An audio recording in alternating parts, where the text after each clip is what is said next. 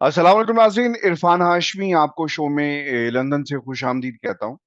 और इस्लामाबाद से मुझे ज्वाइन किया है सीनियर सहाफ़ी और तजज़िया निगार इम्तियाज़ गुल साहब ने। सर अस्सलाम वालेकुम। अस्सलाम वालेकुम इरफान, कैसी तबीयत है?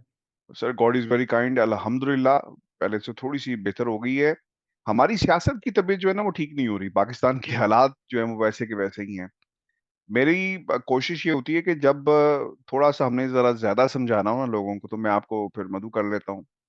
और इस वक़्त जो हमने सिस्टम को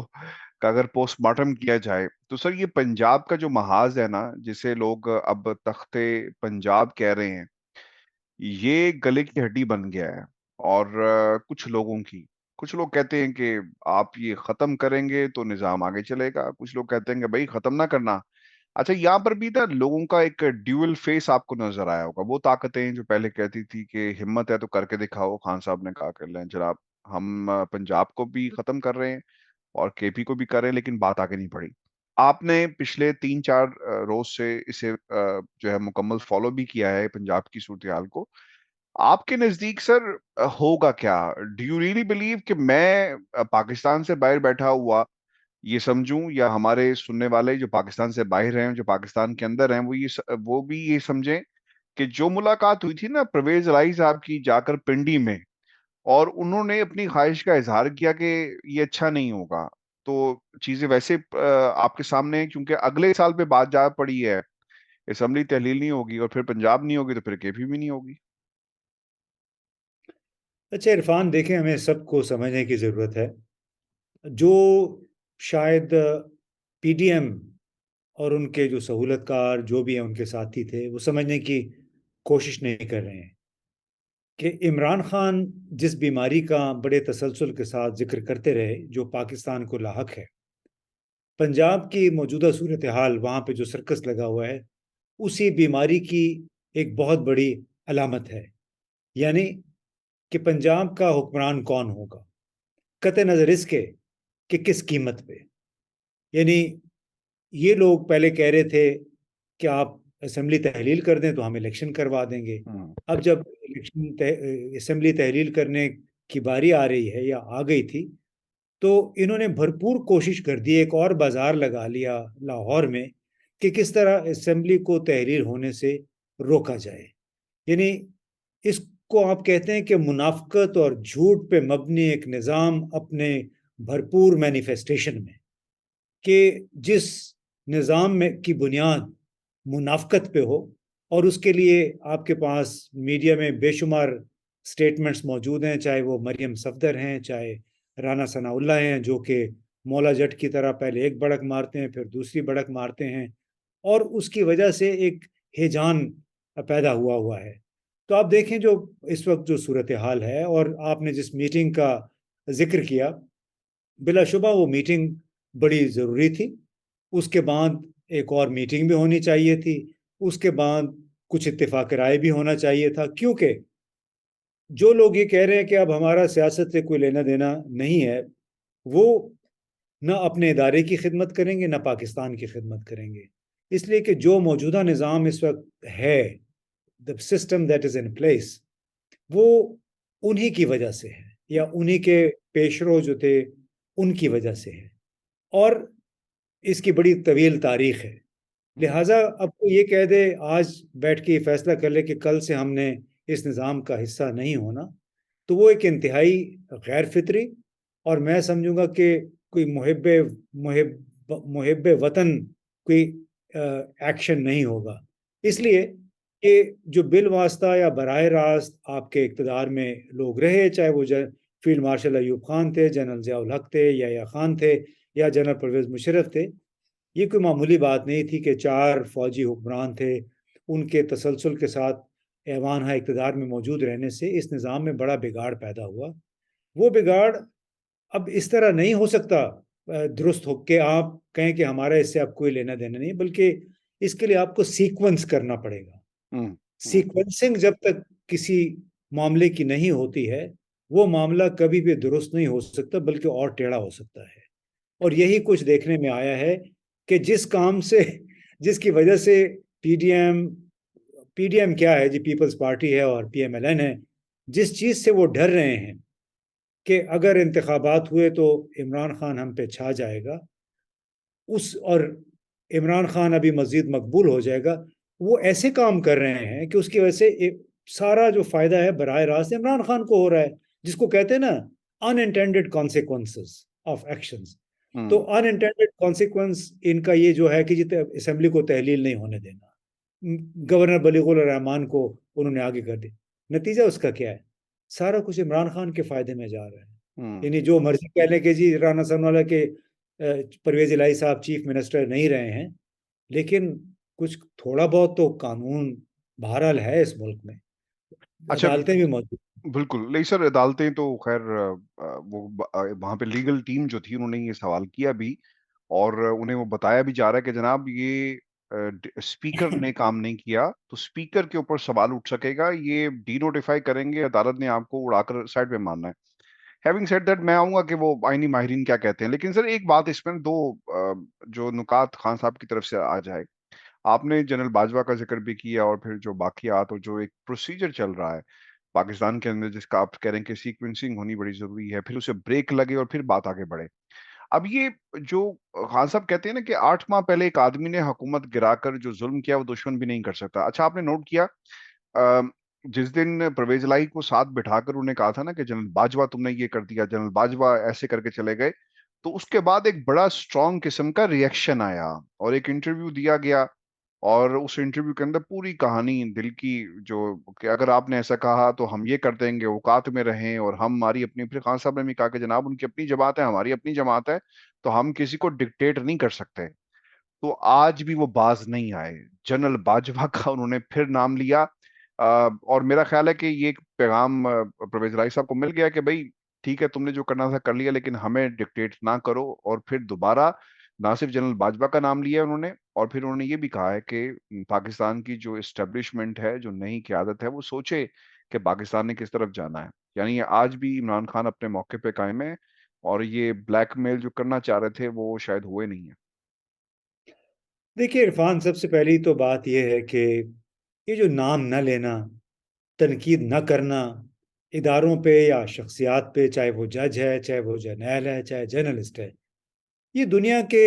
کس قانون میں یا آئین میں لکھا ہے؟ اقوام متحدہ کے کسی چارٹر میں لکھا ہے کہ کوئی بھی کہ کچھ ادارے ہیں یا کچھ شخصیات ہیں وہ احتساب سے یا تنقید سے بالاتر ہو سکتے ہیں؟ دیکھیں، ہم جس دور میں رہ رہے ہیں، اس دور میں اگر سیاستدانوں کی پگڑیاں مسلسل اچھل سکتی ہیں، بیوروکریٹس کی پگڑیاں اچھل سکتی ہیں، ان کی عزتیں اچھالی جاتی ہیں، تو پھر جج اور جرنیل پہ تنقید کیوں نہیں ہو سکتی؟ ہاں، وہ اگر غلط ہے اس کی سزا ہونی چاہیے، اور پھر اگر یہ اصول پھر سب پہ اپلائی ہونا چاہیے۔ یعنی کل تک مولانا فضل الرحمان، مریم صفدر، خواجہ سعد رفیق، خواجہ آصف، نواز شریف، یہ تمام لوگ اسی آرمی کو، اسی جنرل باجوہ کو گالیاں دیتے رہے، بالکل انہیں دیتے کہتے رہے، رہے کہ حساب لیں حساب گے، دینا پڑے گا، لیں گے ہم آپ سے حساب حساب۔ دینا پڑے گا۔ پھر آپ نے اپنے دوست، جو ہمارے بھی دوست ہیں، نجم سیٹھی صاحب، ان کو بھی سنا ہوگا، انہوں نے بے شمار، آج کل بھی ان کے 2 ویڈیوز سرکولیٹ کر رہے ہیں، جس میں انہوں نے کہا کہ یہ ویڈیو لیکس وغیرہ یہ تو اداروں کے پاس ہوتی ہیں، وہ لیک کرتے رہتے ہیں، براہ راست بالواسطہ طور پہ وہ بھی جنرل باجوہ کا، فوج کا نام لیتے رہے ہیں، لیکن یہ تمام لوگ تو آج کل بڑی top privilege position, position, top positions پہ، ٹاپ بالکل پوزیشن میں آگے، ہمارے حکمران بن گئے ہیں۔ بالکل ہے۔ تو اس کا یہ مطلب ہے کہ پورے نظام جو ہے اس کی ساکھ براہ راست متاثر ہو گئی ہے، یہ سلیکٹیو اپلیکیشن کی وجہ سے۔ اچھا، ہماری آپ یہی نے، اسٹیبلشمنٹ، آپ کیونکہ ایک منٹ سر، جی میں بات پوری کر لوں، کہ ہماری یہی اسٹیبلشمنٹ، یہی سیاستدان امریکہ پہ الزام لگاتے ہیں کہ وہ سلیکٹیو ہے حقوق انسانی کے معاملے میں، انصاف کے معاملے میں، احتساب کے معاملے میں۔ اس کو کہتے ہیں کہ یو ایس ایکسیپشنلزم،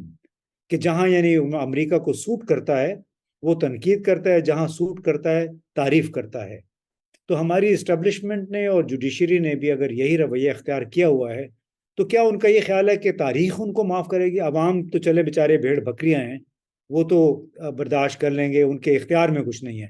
کیا ان کو تاریخ معاف کر لے گی؟ کہ یہ لوگ کیسے رات کو سکون سے سو سکتے ہیں جو اس قسم کے جتنی بھی غلطیاں ہوئیں، جن غلطیوں کی سزا اعظم سواتی کو مل رہی ہے، ان غلطیوں کی سزا نجم سیٹھی، مولانا فضل الرحمان، مریم صفدر، نواز شریف کو ملنے کی بجائے وہ آج ایوان اقتدار میں پہنچے ہوئے ہیں۔ تو یہ ایک ایسا سوال ہے جس کا جواب سیٹھی صاحب کو تو ہاؤس اریسٹ کیا گیا تھا if I'm not wrong، اور پھر وہ if you دیکھیں remember مجھے نہیں، اس کو چھوڑ دیں، ہاؤس اریسٹ کیا گیا نہیں کیا گیا۔ آج کل جو انہوں نے کل تک کہا، اور اب وہ آپ کو پتہ ہے پی سی بی کے آئی ایگری، وہ بالکل بالکل آپ ٹھیک کہہ چیئرمین رہے بن گئے ہیں۔ ہیں۔ میرا ایک تو سر ایک اور سوال بھی ہے، اگر آپ دیکھیں چونکہ مشرف صاحب نے نا کارگل کی بات کرتے ہیں، کیونکہ کارگل ایک ایسا فرنٹ تھا، آپ جب سرحد پہ کھڑا ہو کر ایک فوجی لڑتا ہے نا، تو نو بڈی ان دا پاکستان از ان دا کیپیسٹی ٹو وہ یہ جج کر سکے کہ وہ اسٹریٹجیکلی ٹھیک تھا یا غلط تھا، یعنی ہماری یہ کیپیسٹی نہیں ہے۔ ہاں، جو فیصلے اس کے پیچھے ہیں کہ کرنا ہے یا نہیں کرنا، وہ سیاستدانوں کا کام ہے، آپ کے لیڈرشپ کا کام ہے، تو اس کے اوپر آپ کو جرنیل تنقید کا نشانہ بھی بنتے ہیں، اور تنقید ان کے اوپر ہوتی بھی ہے، بہت سارے اور بھی فیکٹرز ہیں۔ لیکن آپ نے کبھی یہ غور کیا ہے کہ یہ جرنیلز یا جو بھی پاکستان کی اسٹیبلشمنٹ جب تنقید کی زد میں آتی ہے تو وہ اپنے پولیٹیکل انٹرفیرنس کی وجہ سے آتی ہے؟ کبھی کسی نے انہیں یہ نہیں کہا کہ آپ نے فلاں سرحد کے اوپر جو جنگ لڑی یا جو اس کا آپ کا ڈیفنس تھا وہ غلط تھا؟ تو میرا خیال ہے کہ یہ وہ جب تک بلاکڈ یہاں پر ہی لگے گا، خان صاحب تو آج بھی کہہ رہے ہیں کہ اسٹیبلشمنٹ کیوں نہیں اپنا وہ کرتی؟ ڈو یو ریئلی بلیو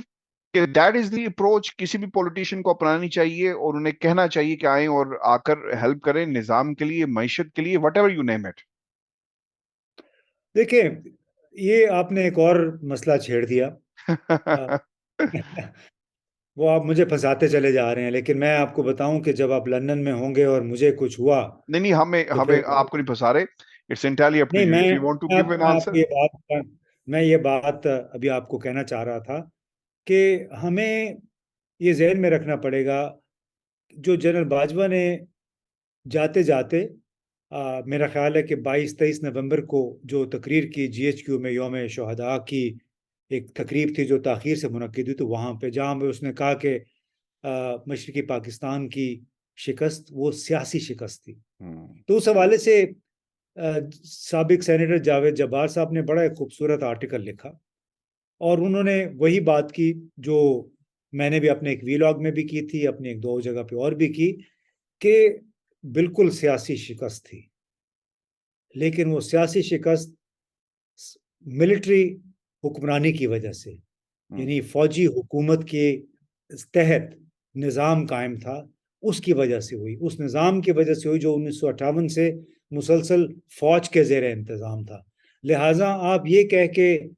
خود کو بری ذمہ نہیں قرار دے سکتے کہ یہ شکست سیاسی تھی۔ سیاسی مسائل پیدا ہوتے ہیں جب آپ سیاسی امور میں مداخلت کرتے ہیں، جب آپ سیاسی حقوق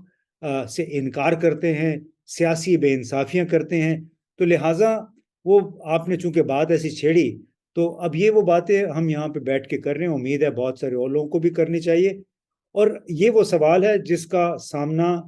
پاکستان کی خاطر، پاکستان کی بقا کی خاطر، پاکستان کے عوام کی خاطر، پاکستان بالکل، کی فوج کی بقا کی خاطر ویری ان امپورٹنٹ۔ کو فیس کرنا پڑے گا۔ اور لیکن اس سر میں آپ ہماری دیکھیں، سر ہماری آپ کا تو کوئی ایجنڈا نہیں ہے نا، یا میرا تو کوئی ایجنڈا نہیں ہے، ہم تو جو بھی بات کر رہے ہیں، یا آپ اگر کوئی بات کر رہے ہیں تو پاکستان کے لیے کر رہے ہیں، ہم یہاں بیٹھ کر کوئی بات کریں تو پاکستان کے لیے کر رہے ہیں کہ یہ سسٹم کے لیے ضروری کیا ہے۔ سر ان پچھلے 8 ماہ کے اندر، سوری میں آپ کی بات میں نے کاٹ دی، سر کچھ نہیں ہوا ہے اکانومی میں۔ آج خان صاحب یہ کہتے ہیں کہ معیشت نیچے جا رہی ہے، انڈیکیٹرز دیکھ لیں، کے پی کو پیسے نہیں ملے، پنجاب کو پیسے نہیں ملے، اب اس کا کس کا نقصان ہوگا کہ وہاں پر، کیونکہ یہ آپ کا سبجیکٹ بھی ہے، دہشت گردی سر اٹھا رہی ہے، انہوں نے کیا کیا سیاست کرتے ہوئے سیاستدانوں نے، وہ بھی کے پی گورنمنٹ کے کھاتے میں ڈال دی ہے۔ سی ڈی ڈی لکھ رہی ہے کہ ہمارے پاس فیسلٹیز نہیں ہے، پیسہ نہیں ہے، ٹریننگ نہیں ہے، آج اس کا بھی عمران خان صاحب نے جو ہے وہ اشارہ دیا ہے۔ اچھا میں quickly چاہوں گا، آپ کو سر کیا لگ رہا ہے پنجاب کے اندر یہ اسمبلی اب تحلیل ہوگی، یا یہ اب ہم بھول جائیں کہ کبھی بھی اسمبلی جو ہے وہ تحلیل ہوگی؟ دیکھیں عرفان، یہ کسی کو بھی معلوم نہیں ہے، وہ گھنٹوں کے حساب سے صورتحال بدل رہی ہے۔ ابھی کچھ دیر پہلے بھی میں ایک دو ٹی وی شوز میں تھا، سوال یہی ہو رہا تھا کہ کیا ہوگا۔ تو میرا خیال ہے ہم اس بحث کو یہاں پہ کنکلوڈ کر سکتے ہیں اپنے آج کے شو کو، کہ جب تک پاکستان کے سیاستدان اپنی ذاتی خواہشات اور انا سے بالا تر ہو کے ان لوگوں کی خاطر، پاکستان کے 22 کروڑ عوام کی خاطر نہیں سوچیں گے، جب تک پاکستان کی اسٹیبلشمنٹ صرف اپنے انسٹیٹیوشنل، اپنے تنظیمی مفادات سے بالا تر ہو کے ان امور پہ توجہ نہیں دے گی جن کی وجہ سے پاکستان قائم ہے، جن کی وجہ سے پاکستان بہتر ہو سکتا ہے، تو پھر پاکستان، پنجاب، تو کیا پھر پاکستان بحیثیت مجموعی مزید اس دلدل میں دھنستا چلا جائے گا۔ اور یہی آج کل ہم سب کا مطمع نظر ہونا چاہیے کہ پاکستان اس دلدل میں محض اس وجہ سے پھنسا ہوا ہے کہ ہمارے سیاستدان انا کے حصار میں پھنسے ہوئے ہیں۔ بالکل جو ڈسٹرکٹ کونسل کے ارکان ہوتے ہیں، میئر ہوتا ہے، بالکل سوچ ان کی وہ ہے، طویل المیعاد سوچ کوئی نہیں ہے، اور کوشش یہ ہے کہ دوسرے کو نیچا دکھائیں۔ اب دیکھیں نا، جو ہم نے شروع میں بات کی جہاں سے کہ جو لوگ اسمبلی کی تحلیل روکنا چاہتے ہیں، کیا ان کا یہ خیال ہے کہ پاکستان کا جو اس وقت انحطاط ہے سیاسی اور معاشی خاص طور پہ، وہ اس طرح رک جائے گا؟ اور اگر معاشی انحطاط آپ کا نہیں رک سکتا تو کیا پھر آپ پاکستان بچا سکتے ہیں؟ نعوذ باللہ۔ تو میرا اپنا یہ خیال ہے کہ ان سب کو ذاتی مفادات سے بالا تر ہو کے اور تھوڑا بہت انتظار کر لیں۔ اگر Peoples Party P M L N نے ایک دوسرے کو کہا ہوا تھا کہ ہم ایک دوسرے کی ٹانگیں نہیں کھینچیں گے اور ہم آپ کو 5 5 سال پورے کرنے دیں گے، تو ان کو کیا جلدی تھی پھر عمران خان کی حکومت کے خاتمے کی؟ تمام تر مشکل سامنے نظر آنے والے حالات کے باوجود پتہ تھا کہ آگے 5 6 7 8 مہینے میں دنیا کی معیشت کے ساتھ کیا ہونے والا ہے یوکرین اور روس کے تنازع کی وجہ سے، لیکن ان لوگوں کو چونکہ جلدی تھی، کسی نے اشارہ کیا تھا، لہٰذا حکومت نے سنبھال لی، اب ان سے سنبھل نہیں رہی۔ تو خدا کے لیے میں تو یہ دعا کروں گا، ان سے التجا وہ کروں تو گا کہ سنبھل اپنے… گئے باس، وہ خود تو سنبھل گئے، کیسز ختم ہو گئے۔ یہاں پہ کوئی پوچھے نا توشہ خانہ، جو 2 گاڑیاں کا معاملہ ہے، گیلانی صاحب اور دوسرے صاحب جو ہیں، جو لندن کی ٹھنڈی ہوائیں انہیں راس آ گئی، یہاں سے جانا نہیں چاہتے، ان کے کیس واپس کر دیے گئے، بچوں کے اچھا اس میں کیسز۔ چھوڑیں عرفان، دیکھیں یہ تو بڑا کلیئر ہے، پتا تھا کہ ان کے اپنے یہ کیسز صاف کروانا چاہتے ہیں، لیکن اب اس ملک کی بدقسمتی دیکھیں کہ ایک سابق وزیر اعظم کے حوالے سے ان کو اور کچھ نہیں ملا، صرف ایک توشہ خانہ کیس ملا، اور توشہ خانہ میں بھی وہ کیس ملا جس کی وہ باقاعدہ قیمت ادا کر چکے ہیں، اور وہ بھی پچھلی حکومتوں کے مقابلے میں 50% قیمت انہوں نے ادا کی ہے، 40% 50% ان تحفوں کی جو انہوں نے وہاں پہ خریدے ہیں۔ اب خریدنے کے بعد انہوں نے بیچ دیے ہیں۔ ان کو بڑا درد دل ہے کہ جی وہ خانہ کعبہ کے ماڈل والی گھڑی تھی، وہ انہوں نے بیچ دی اور اس کی وجہ سے بڑی بدنامی ہوئی۔ بھئی آپ کو اگر اتنی ملک کی بدنامی کا خیال ہے، پھر آپ اس معاملے کو سرے سے اتنا اچھالتے ہی نہیں۔ اگر آپ کو پاکستان کی عزت کا خیال ہوتا تو پھر آپ اس کو دن رات، مطلب 24 گھنٹے اپنے بیانیے کا حصہ نہ بناتے، کیونکہ آپ کے پاس عمران خان کو پروسیکیوٹ کرنے کے لیے اور کچھ نہیں ملا۔ ایک توشہ خانہ کا کیس مل گیا ہے۔ وہ کسی نے اچھا ایک ٹویٹر پہ ایک ٹریل ڈالی تھی کہ بھئی مجھے رات کو نیند نہیں آتی کیونکہ عمران خان نے گھڑی بیچ دی، بھئی میری حکومت ٹھیک نہیں چل رہی کیونکہ عمران خان نے گھڑی بیچ دی، کہتے پاکستان کو قرضہ نہیں مل رہا کیونکہ عمران خان نے گھڑی بیچ دی۔ تو مجھے تو یہ لگتا ہے کہ اب بس گھڑی گھڑی گھڑی کی گردان کرتے کرتے انہوں نے معیشت کا اور بیڑا غرق کرنا ہے۔ میں سر بہت شکریہ آپ کے وقت کا، اور کیونکہ آپ نے گھڑی کی بات کر دی، آپ کو یاد ہوگا وہ تارڑ صاحب کے، وہ جو پاکستان کے جو صدر صاحب گزرے، ان کے والد محترم، ان کے ذمہ بھی کوئی 89 کے قریب غالباً توشہ خانہ سے تحائف جو ہیں وہ لیے گئے، لیکن وہ پوری دنیا کو تو گھڑی گھڑی کی کہانی سناتے ہیں، لیکن وہ پوچھے کہ ان کے گھر میں توشہ خانہ کے بہت سارے تحائف جو ہیں وہ موجود ہوں گے۔ اب ویورز، یہ آج کا شو تھا ہمارا، اپنے کمنٹس ضرور بھیجیے گا، چینل کو سبسکرائب کرنا مت بھولیں، مجھے اور امتیاز گل صاحب کو اجازت دیجیے۔ اللہ